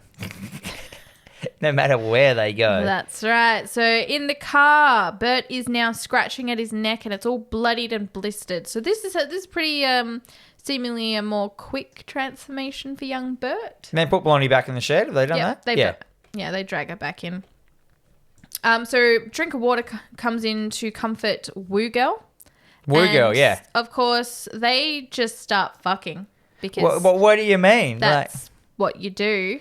So, what? So the whole point was like this guy's character wanted to get his like childhood friend, and then she gets sick, so he just bangs like the next girl. Yes. Take a number? So fucking service deli style? Next. Essentially, she runs through this whole spiel of, people on a plane, the plane's going down, you know that you're going to die, and all you can think of is just grabbing the person next to you and just fucking the shit out of them. I've never thought that in all my plane crashes. No, me neither. And of course, they fuck. He leaves some... I wrote, what did I miss? Why are they fucking? Yeah, did I miss a scene when they've ever talked to each other? Yeah. Anyway, he leaves some... Good one, Eli. Great writing. Lovely handprints on her back. Of course, after they've finished, he Listerines his dick. He does. He goes Do you know to the when bathroom. when I looked up this, so he pours Listerine on his dick. Obviously he doesn't want to catch anything. Yeah. This is the main question about this film on IMDb is why did he pour Listerine on his dick? I'm like, did you guys watch the film? Like, why did he do a lot of things? Well, it's just, it's just the only sanitizing. Why did this make 30 times what it cost? I mean, Listerine's got alcohol in it. It makes you think, like, what is the mentality? The bottle was big enough. He could have just stuck his dick in it. And fucked it. Pretty much, yeah. American Pie style. Yeah, exactly. So she's in the other room. She notices the handprints on her back. They're not really going down anywhere. Yeah, as in, like, sexy scratch marks, but they're like... Of course, Bert rocks up at the general store. He gets out of the car and he starts screaming for help. They come... Dennis is still sitting in his seat out the front. Yeah. Dennis's dad comes running out and he's trying to explain to him that we need help. We've got someone at the cabin. They're sick. We need a doctor. Is there like a hospital close by? Or he's like, okay. And this is like, because this is a scene where they're kind of like, okay, we need to bring the rednecks into it now because we've run out of things to do for the cabin thing. And this is a really lame attempt at like how the rednecks decide they're gonna like. It's just basically like, what, you're sick? Yeah, but you could, and then first like the kid. Yeah. So Dennis just starts randomly screaming pancakes at him, and then he gets up and starts doing some kicks and shit. Yeah, like kung fu moves. He's doing some crazy in slow motion. Yeah. This is a little kid. Yeah. Blonde hair. Yells out pancakes, which people have told me that's the best bit. I'm like, this is the best bit of the film, like, because it doesn't make any fucking sense. And like he bites, he grabs Bert's It's like a hands. personal joke that everyone thinks they know what's happening. Like, and I know what the joke is. I'm in. I'm like, no, you're not. There's just no joke. Yeah. So he grabs Bert's hand and he bites into it. And as he bites into it, you just see the look on his face. Like there's this realization that there is something wrong with this guy. I think he bites a chunk out of him. He pretty much does. So he's gone soft. That's right. So he is now infected with whatever is wrong with Bert. Yeah. But then, this is the bit where the guy comes out and goes, "Why are you infecting my son?" And he goes, "Well, he bit me." Yeah, so he starts blaming Bert for the kid biting him. Like, your kid bites people, and this is now Bert's fault. But there is now a sign that says Dennis bites. Look out in the background. Like, don't sit next to Dennis. So he's like, you got my kid sick, and if the doctors can't fix him, that's the same as murder. He's like, you being sick, that's your problem. Dennis is sick, that's my problem. So we got to stop the problem right now. And he starts calling for whoever else is in the general store, and he's like, get the rifle. And so now there's like 3 rednecks. There's like a fat redneck. I call him Tiny because he's really big and he's tiny. Yeah, and then there's a dad, and then there's just another one. Yeah. But like that was the most really like crappy scene into justifying why the rednecks are in the film now. I was just like, that's it? Yeah. I'm like, Bert gets back in the car and he's just like, fuck y'all, and just leaves. yeah, you guys are crazy. I'm sick. Bye. Where does he go? Back to the cabin. Back to the cabin. And so the woo girl... Instead of just keeps driving to a hospital or something. Yeah, no, just keep down the road. So woo girl's now sitting there and she's like, oh, you did a real number on my back. And, of course, he decides that he's going to leave. She's like, where are you going? He's like, I've got to go. I can't be here. He goes, I gotta go to another scene that doesn't have any set. That's basically... I need to push this story along, guys. It's like, so now you're like, she's already looked at her back, hasn't she, to see that it's like, it's all getting very red. gross. This is like a really... Her whole transformation scene is just done so badly. Mm-hmm. It's just like, oh, God, really? It's very strange. It's very quick. Anyway, we get this weird car chase scene where they're shooting at Bert, and we cut back to the woo girl. She's now sitting in the bathtub and she's crying. You can see her back has blistered, so it's kind of blistered in this. It's already more advanced than Blondie. Yeah, and it's it's bloody. She's not having a good time. We cut back to the car. The virus represents AIDS. Remember that in Garth Marenghi's Dark Place? Oh, fuck yeah, Garth Marenghi. Anyway, Cut back to Bert. The car has now broken down and he decides to head off on foot, but it's hunting time because the rednecks aren't too far It's behind. basically like the car didn't break down though. He just got out, it seemed like. Yeah. So now like single Bert is like running through the forest, getting chased. This is all in the daytime as well, by the way. No, this is nighttime. Is it nighttime? This is nighttime. You sure? Now Twilight. Now I'm not sure. Yeah, neither am I. Doesn't Anyway. matter. Does it matter? It doesn't. Anyway, we cut to drink water. He has gone for a wander down to the reservoir. Yeah. So this is like what? And he sees the body in the water. And of course, what are you going to do when you see a dead body that's possibly infected with a flesh-eating disease? You're going to find a stick, you're going to climb partially down a ladder, and you're going to start poking the No, body. you're just going to get a stick, climb down a ladder, and then just fucking fall onto the body. Oh my God, of Like, course the ladder breaks. And all right, he's fucked now. He falls into the water on top of the corpse. And then he tries to climb back out. So you fucking better believe he's infected now. Yeah, he's the ultimate infected. Yeah, he is. He's patient like 5. It's gross. 15. Well, if like I say, if he's in the reservoir, because it says reservoir, that means the whole town's already infected. So there should be already like people dying. This is happening in other places now. Well, it should be if it's happening if it's as quickly as it's potent happening as to them. it's happening. Anyway, Bert's now still running through the woods. It is single daytime. Bert. It is daytime. I apologize. Yeah. Yes, it is daytime. He tries to fool them with a fake blood trail. So, of course, he, like, wipes his blood all over a tree Yeah, I and didn't get runs it. in the opposite direction. And they're like, oh, blood. He's going this way. But like, there's no reason to think that. I don't know. We cut back to... And he's looking pretty like fucked up now. looking Single disheveled. Bert's all like, he's like lumbering around. He's sweaty. He's got red eyes. He's looking like a piece of fucking like Sunday ham. He's not having a good old time. Anyway, we cut back to Woo Girl. She's in the bath and she's now shaving her legs. Anyway, And crying.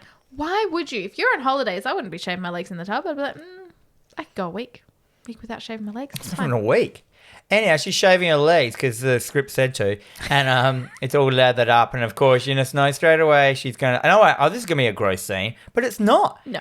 It kind of like she just like she's shaving up her leg, which is all lathered up, and you expect it to like do like a full just pull Like all a the catch? skin off. Yeah. Yeah, like in what was it in Brain Dead when the lady's like she does Yes. the lipstick on her face and it pulls her skin off. Yep. But it just kind of goes over it. What just looks like a dry latex kind of like blistery. It doesn't look real. Yep.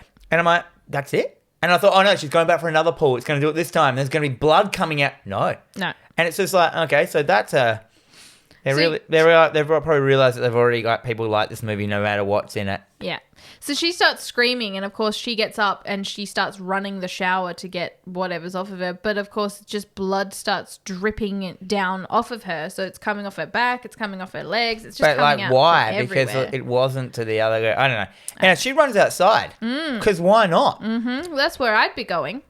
I wouldn't. Yeah, And of course, she runs outside. She's got just a little towel robe on. you can see her blood all on her legs, and of Yeah. course, fucking crazy dog comes out. Dr. Mumbo, he's back, and Right. he rocks up, and he just attacks her. But And we of don't course, see this it. is off-screen death. We don't get to see it. Everything is off screen in this film. For a film that boasts of being gross, it doesn't show anything. No. And if that leg cutting scene was shaving was supposed to be the big gross moment, one of them, I'm like, just looked like you were just moving foam off of like a pre-set up like cut. Anyway, Yep, drink of water arrives, but don't worry, it is too late. Wiggle is all over the campsite. that dog was strong. It was strong. It wasn't a very big dog either, but there was No. actually just bits of it everywhere. I'm like, I don't think any dog would do that. Well, I mean, she's pretty soft at this point. You reckon it softs So- you up? Yeah, but there's bones. I don't know what it's doing to your bones, but Who knows? The skin. Anyway, Well, it's not much because this is the most boring disease in the world. she's all over the campsite. The door to the shed is open. Drink of water goes into check, and of course, the dog is eating bits of Karen. Yeah, and I'm like, oh, she's dead. But no. No. It sees drink of water and it starts running at him. He falls backwards. Don't worry, the rifle's there. He picks it up and he shoots the dog. Which is the thing they should have done the first time. Yeah. The dog So was the attacked. dog is not there anymore. I'm still unsure. Like, I know that the dog is infected, but also the dog is not deteriorating in No. any way, shape, or form. It's just become very aggressive. Well, maybe it's not deteriorating. Well, it must be. It's eating people. Yeah, but in the time, I feel that a dog would have also been dead by now. Well, it feels like they're going on the rabies vibe. Yeah. That's gone rabbing it, but it didn't. And then the first dog it affected killed it instantly. And not only that, it killed that first dog in minutes because that guy had just gone to pick up a rabbit and before he left, his dog was fine. So the continuity in this film is just like up the wire fucking zoo. Yeah. So he checks on Karen, rolls her over to reveal her face has rotted away. Or I thought the dog ate her face. No, it could have. I don't know. She Anyhow, doesn't have a face basically, anymore. it's she's got a face. It's just like her lips have been ripped off. Yeah. Or something. And like, her cheeks. But it doesn't look very good. It was very dry. Well, that's what you were It just saying. looked like It's a face very mask. dry. It just looked like a mask over her real face. And I'm like, well, that didn't really convince me. I put some glistening on it a bit more. Yeah, some slime. Or make it look real, maybe. Some blood. Yeah, this is Something an idea. more. Make it look better. So she's still alive as well. She's kind of just got some... Yeah, I had to go back through my notes and go, oh, no, she's alive. Yeah, she is still alive. He decides that he's going to pick up a shovel and bludgeon her to death with it because why wouldn't you? Why wouldn't you just get the rifle and shoot her? Or why would you even do any of it? I'm going to fucking beat her to death. Beat her to death with a shovel. Because Sure. I was watching it with my mum and she goes, why do you do that? And I went, I don't know, put her out of her misery, like when a budgie gets hurt or I'm pretty something. certain that's like what he did. He was trying to put her out of the misery. But again, like, why would you roll her over and look at her and then so she can see you beating her to death with a fucking shovel? Why wouldn't you have just left her there and just popped a little round in the back of her head? Yeah. She didn't have to know. Doesn't matter. Anyway, This film isn't known for its goodness. he packs the bag. He grabs a gun and he goes to leave. But as he opens Ready the door, to bail. fucking single guy, Bert, he's at the door. Single and of Bert. course, the rednecks are not too far behind. And of And he's course, like, you gotta help me. yeah. It's all fucked up. Well, they're all fucked up anyway now. It doesn't matter who. Yeah, they're all done for. It feels like it was going for like a Thing vibe. You know, who's infected, like, you know, and stuff. But it just didn't because they were just like such shit characters. They just all got infected instantly. Because you're all infected. Yeah. And it's You're just like, all infected. You're all gonna die. The rednecks rock up to the cabin, and as they rock up to open the door, this is a weird plan. Bert is just sitting in the doorway and With a he's- gun waiting to shoot the rednecks. But he doesn't. But he doesn't. He says a line instead of shooting. And so they just shoot him. They shoot him and basically explode his head, which we don't get to see. We just get to see a lot of goop splatting on the wall. But, surprise motherfucker, drink of water out of nowhere hits the dude in the face with something. So this is, so I've read, there's Redneck 1, Redneck 2, and Yep. Redneck 3. So single guy, yeah, he gets shot. But then, drink of water smashes him in the face with something. Yeah. It's like a fire something. So Redneck 1, who's the dad of Dennis, he falls back. Like, he was the one with the shotgun. He falls back on the ground with his face smashed. Yep. But as he falls back... he accidentally shoots Redneck 2, Yes. which is the non-fat guy. Mm-hmm. Then Drink of Water comes out and stabs tiny, fat Redneck number 3 in the ear with a screwdriver. Very with ease. And this guy has a box. And I don't understand what's in the box. I thought that was the box- ammo. It could have been. I thought he was carrying the shotgun shot. Yeah, it doesn't explain why this guy's just carrying an ornate box, 'Cause which it's- never opens. No, it's locked. And it's like a nice little music box kind of thing. And then Redneck 2, which one's he? That's the one that got smashed in the face. He's crawling away because he's just been smashed in the face, which Yep. makes sense. Drink of Water stabs him in the back with a stick. Yeah. Just a stick. Like, it's not even like a sharpened stick. And I'm like, lots of off-camera violence here But also, when did he become a cold-blooded criminal?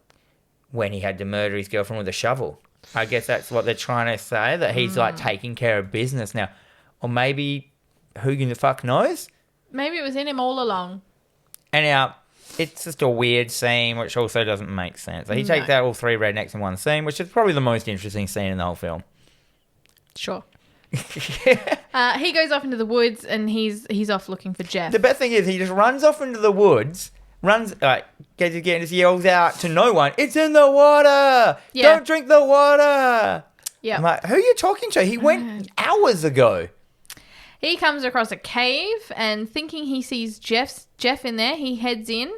He sees some legs sort of look like they're propped up, so someone must be propped up against the wall. So he starts to head over, but he trips on Static X. So he looks back and to see that he has been bitten in half and his legs are that way and his head's that way. What happened to him? I'm guessing the dog got him. What, the dog bit a man in half? I don't know. There's no explanation to what happened to this guy or why. No, he's also... He doesn't have the disease. He doesn't look infected in any way, shape or form, but he does have a bunch of like maggots and shit in his ears. So I don't know. Well, he's been dead since... Yeah, I know. Like, what do you mean? All right, so another scene that makes absolutely no fucking sense. Good on you, Eli Roth. So he comes and stumbles across the car. Drink of water, yeah. So he runs out the cave. Yeah. Oh, no, scared. He comes across the car. Because obviously, the car's not going to work. But good thing the rednecks left the keys in their car because he gets in, drives off. He seems to be busy checking his hair in the mirror and doesn't notice. He goes to adjust the mirror. Yeah. Because obviously he wasn't driving the car, But so it he has took to him be forever safety to adjust fucking that. first. He notices red marks on his hand. Like, as in, like, disease marks. So he's like, I didn't notice that. Yeah, I so just that's thought why he was checking his that's why he hair. does it. Yeah, he's like, oh no, now I'm fucking infected. And then while he's like looking at that, going, oh fuck, there's a deer in front of him. Of course, he hits the deer. Yeah. And then he has to battle hooves. So this scene... I mean, this is a well-known thing that when you hit those animals and they come into your car, they can kill you. But this was just like... Yeah, so this poor thing, like it's within inches of his face. These two front hooves are like kicking away. So yeah, so he's got to like maneuver down. I said instead of getting out of the car, he like ducks under these swiping hooves to get a shotgun, which is on the other side of the car, which you could have just got out the car. Yep. Because there's a door next to you. Commonly cars there are have two exits two to doors, this not vehicle. not the one that's on the other side. And he just shoots the moose, deer, and moose blood, deer blood splats on his face. And we all know that deer blood is the most lethal blood in the world. It's more lethal than dog blood. Oh, we know it. Everyone knows that. As soon as I saw that deer, I'm like, don't get blood on you. It's like, you're fucked now, mate. He gets out the car and the car conks out. Yeah. So he's just absolutely covered in blood.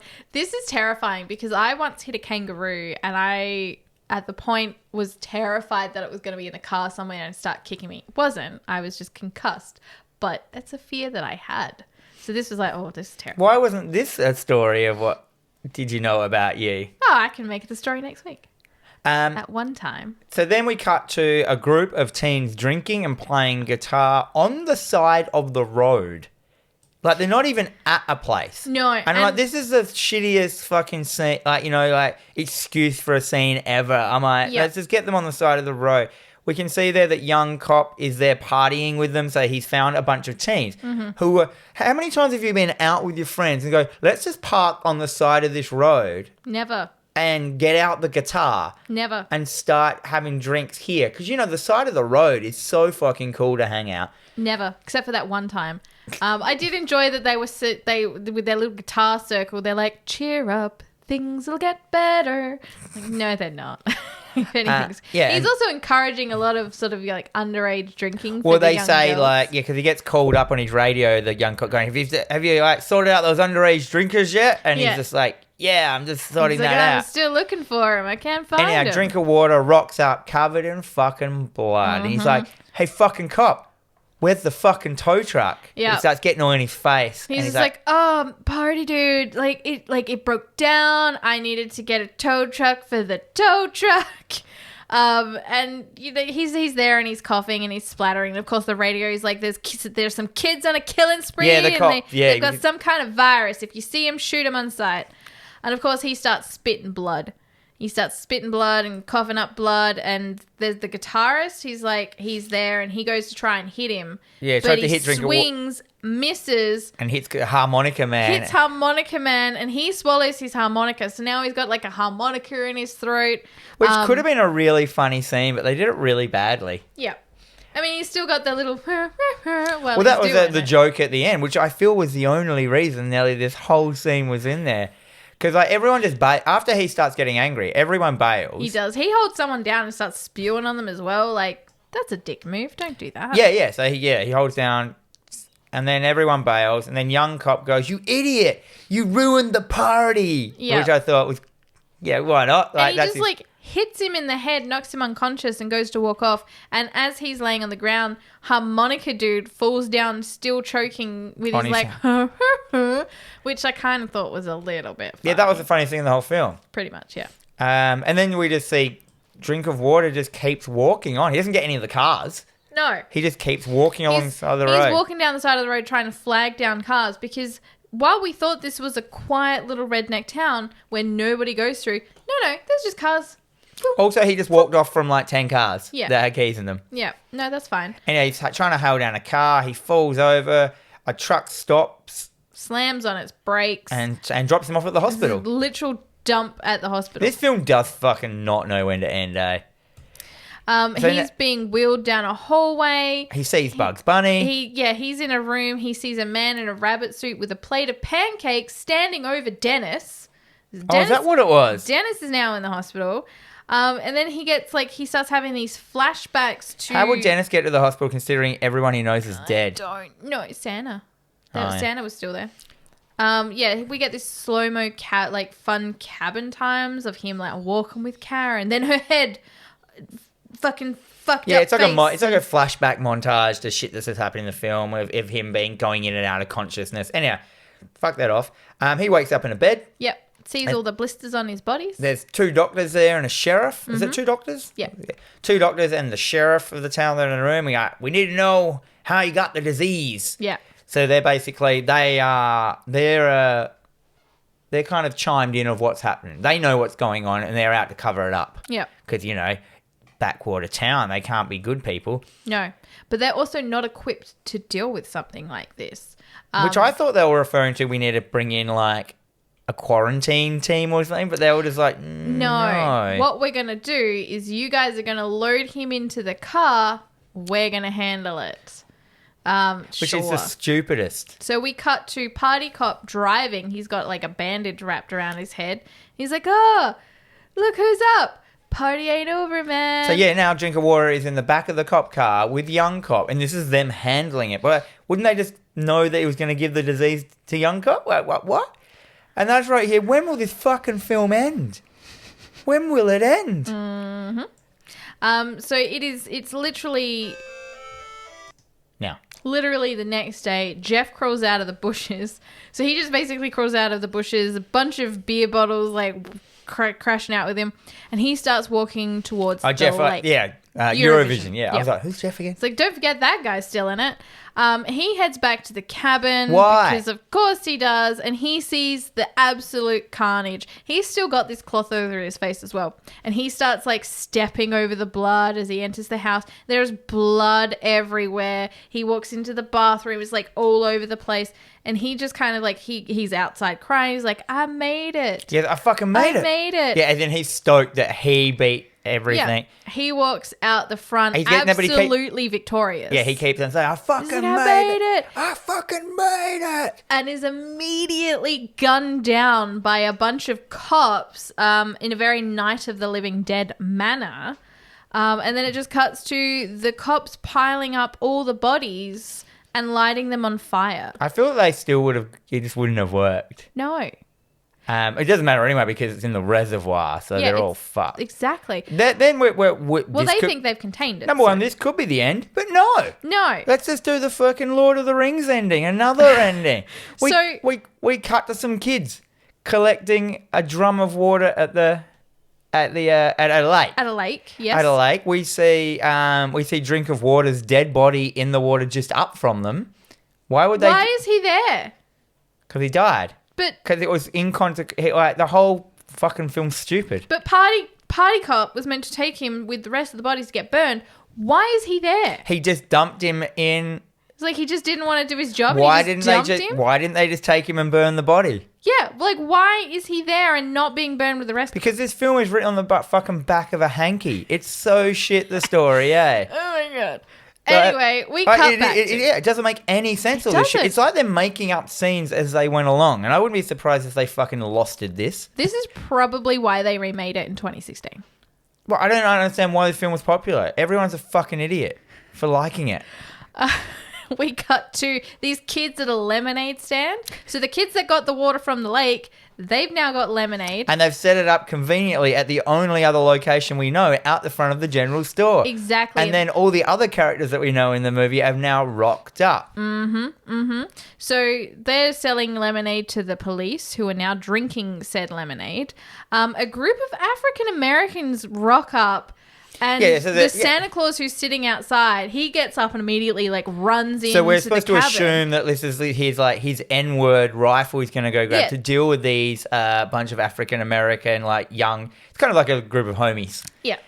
And he goes inside and he gets the gun off the wall and he goes, "It's all ready for you guys." Yeah, all shined up nice like. And then they start. And then we cut to some hillbilly hoedown where everybody's drinking lemonade and having we have to go back good to time. this. So that whole N-word used at the start was just for this one little joke at the end. Yes. Whether they tacked this on to make it, they realised, I don't know. or not. But not worth it. No. The joke, it's just not worth.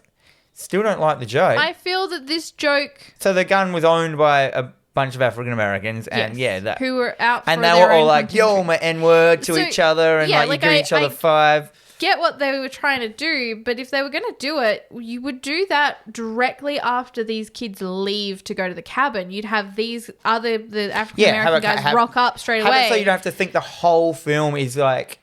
Yeah. Anyway, there is now this hillbilly hoedown. Everybody's drinking lemonade, having a good time. They're all outside, and of course, the cast of the whole film, apart from the people that are dead, are just on the front of this thing, just having a good old time.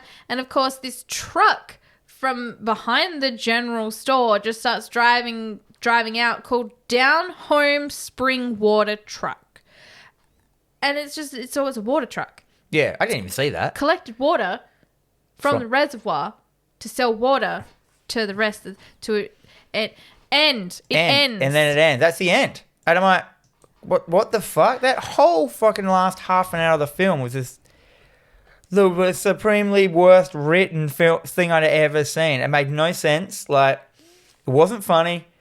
So my final thoughts. Okay, lay it on me. This is not a fantasy film. The disease is basically, I looked it up. It's a disease that's called necrotizing fasciitis, which is people are like, it is basically this disease. It's exactly the same. So it's based on a real disease, which is gross. Yeah. There was no payoff for being in a horror movie. They didn't at least have it at the very last of it, they explode. Yeah. Give it a thing that it's not a real disease. That just makes it... today as well, it makes it a little bit more relevant with, we're living in pandemics and stuff like that. But it was just basically an hour and a half of watching people get sick. Mm-hmm. And not in a way that was interesting or funny or creative. It was just they're just people that are sick. Even then, while I was watching it, it isn't until the last half an hour that they get sick and start deteriorating. All of this happens in the last half an hour. Well, the first girl gets sick for the whole film. But like I said, timeline... She's walking out into the tool shed at the last 30 minutes. Because I was like, there's 30 minutes left to go, and she's now just walking out into the tool shed. It's bullshit. It just... the pacing was wrong. The scenes were pointless. So many pointless scenes. So many, fillers of them just, which I feel like it could have had a point, and it may have in the script, but they just might have edited it out or just acted it real badly. Ryder Strong's acting was disgusting, where he sits down with the kid and he's like, put it there. Yeah, put it there. I'm reading the lines. Yeah, so that seemed, and it just went on and on. That ending bit, and I'm like, okay? Anyhow, I gave it... What did you give it? Okay, so I am going to say, just so I can be on the slight defensive, for a directorial debut, he did what he did. And I probably couldn't do what he did. So kudos to him for doing what he did. You sure? He got it's super problematic. He had $1.5 million. Yeah, okay. To start to do this film. 1.5 is not much money. But then again... That's a micro budget now. Oh yeah, it's a micro budget, but it also felt like a micro budget. It was like, they had a cabin, they had to hire that, and they had these actors, which they probably, you know what I mean. Kind of had to pay for them. Didn't he make Detroit Rock City? No, he didn't. He just make got it. the cast. Yeah. Weird. It is a very interesting representation of how people do react. So you've got the guy that's just gone insane. You've got the guy who started out as a dick, but then he's like hiding the fact that he's sick. You got the other guy who's just like, no, fuck this. I'm going to go bail. Yeah, they had like the tropes of good characters, but they just weren't very well done. I'm honestly surprised. So, when this time last year when the pandemic hit and Contagion was like the #1 streamed film. I thought Outbreak would have been. Outbreak and Contagion. Yeah, both and the pandemic video board game went really good. Yes, Plague Inc. But this wasn't anywhere to be seen at all. So that sort of goes to show you how well that's done. Look, I gave this a W. It is a whatever. Yeah, it is a whatever. Whatever, man. Like, don't even make this film. Don't even watch it. It could almost be a McConaughey. It is teetering on the McConaughey. So I remember watching this when it first came out, and I remember the Empire magazine. It's more of a Kesha. It's a low-budget hot mess because it is low budget. I feel that it's a combination of all three. All three. It got a fucking LMNOP. Because I will not rewatch this anytime soon. WKM. Wickham. Yeah. I'm not going to rewatch this anytime soon. And Ever. Don't. Yeah. I remember when this came out and Empire magazine did like a whole thing and it was like a don't sit next to Dennis and you got all these Band-Aids and stuff with it. And I'm like, that was cool. But cool marketing. Yeah, I understand that. You were saying that Peter Jackson loved it. Yeah. So Peter Jackson stopped production of The Lord of the Rings Return of the King 3 times to screen this movie for the entire crew. He was so enthusiastic about the film that he gave Eli Roth publicity quotes. It's so weird because he has made clearly so much better violence with with Brain Dead. The Brain Dead violence was clearly eons above it. Even Bad Taste was above it. Yeah. And apparently, the pancake scene was made up during the filming. Of course. Well, like every other scene. Exactly, because Eli Roth saw the kid practicing Taekwondo during a break and he discovered that he was a real-life black belt. So he decided to add the scene to give this kid a chance to show off what he could do. Sure. Is that nice? I don't know. It definitely made your film irrelevant. He also got the idea for the movie while working in Iceland on a horse farm. He got such a bad skin infection from the rotting hay in the barn that his face broke out in sores that bled and peeled off when he shaved. So he basically had chickenpox. Oh, no. Exactly. And he didn't take it any further because the idea is this, the idea of this film, okay, I'm going to pitch this to you. People get sick. Oh, I mean, son of a bitch, then what happens when they get sick? They die.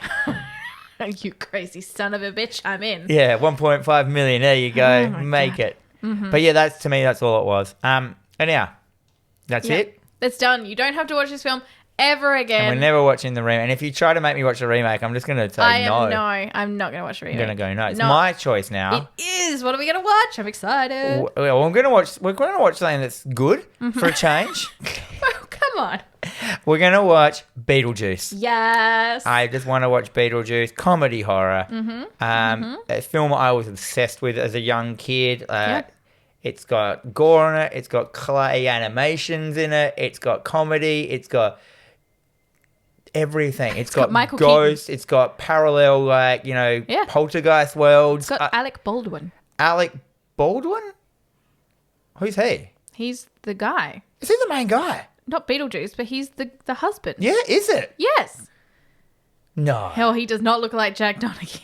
No. Yes. Is it really? Yes. And watch it right. Michael Keaton. Mm-hmm. This is a film I reckon they are going to remake. They've talked about it. Have they? Yeah.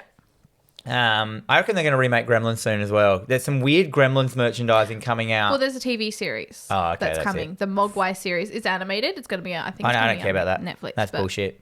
Motherfuckers. We'll see. Anyhow, Beetlejuice. I don't know what year it's from. It's from the best year. 1986, 5. Some shit. That year. We'll figure it out. I was obsessed with this film. I loved gore and anime. Just cool characters. The idea of there's people in the waiting room of the death waiting room is just such a good scene. Like there's all these, because when you die, you just stay massacred up and they're just like waiting. Oh, it's funny. I'm so excited. Anyway, thanks, guys. You've been listening to TerrorVision Horror Podcast with Dan and Jennifer. We are available on all major podcasting services and also on the YouTubes. But no matter where you choose to consume us, please make sure to hit the like button, subscribe, leave a comment or a review, and make sure you share with all your friends. You can interact with us on both Facebook and Instagram at TerrorVision Pod. It'll keep you up to date with upcoming episodes, trivia, and of course memes that are 100% 3 years old by now. We also have an email, terrorvisionpod@gmail.com, and our opening and closing music is Void Swell by Sister Wife. And remember, until next week, may all your dreams be bad dreams.